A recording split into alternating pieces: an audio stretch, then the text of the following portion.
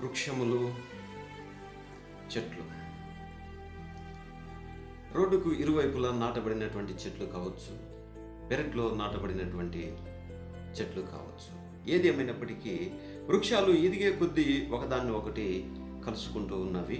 ఒకదాన్ని ఒకటి అవి కరచలనం చూసుకుంటూ, ఒకదాన్ని ఒకటి పెనవేసుకుంటూ, అవి ఎదిగే కొద్దీ ఒకదాన్ని ఒకటి దూరంగా నాటబడినటువంటి ప్రతి చెట్టు కూడా అవి దగ్గరగా పెరిగే కొద్దీ దగ్గర అవుతా ఉన్నవి.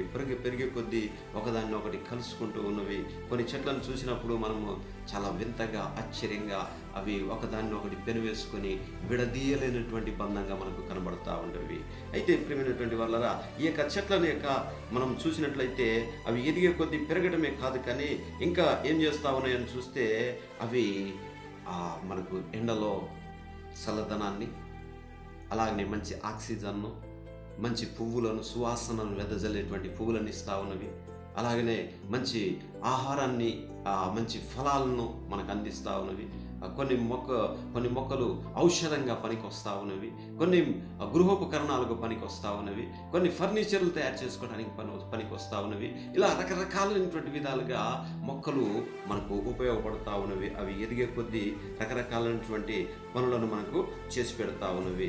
కానీ ఇక కొన్ని విషయాలను మనం చూసినట్లయితే అవి ఆ యొక్క మొక్కల్లో నుండే పేపర్లు, పుస్తకాలు, అలాగనే కొన్ని రకాలైనటువంటి ఇంకా రకరకాలైనటువంటి ఔషధాలు, సుగంధ ద్రవ్యాలు కూడా తయారవుతా ఉన్నవి.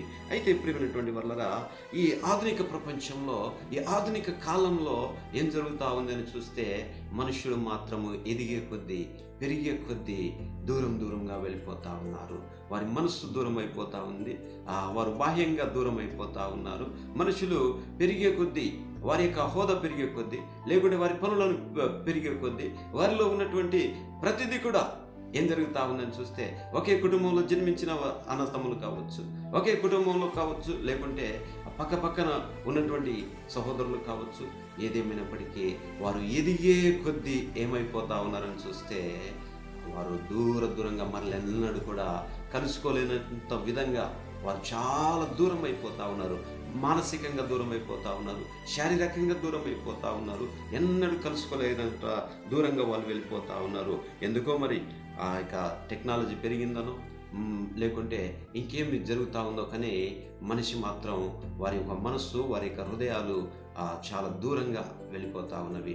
కాబట్టి ఈ యొక్క సందేశం ద్వారానైనా దూరంగా ఉన్నటువంటి మన బంధువులు, దూరంగా ఉన్న మన స్నేహితులు, దూరంగా ఉన్న మన సహోదరులను మనం ఆత్మీయంగా పలకరిస్తూ వారిని కుదిరితే కలుసుకుంటూ ప్రభువును మనం మహిమపరిచే వారిగా ఉందాము. ప్రభు కృప మనకు తోడై నడిపించును గాక. ఆమేన్.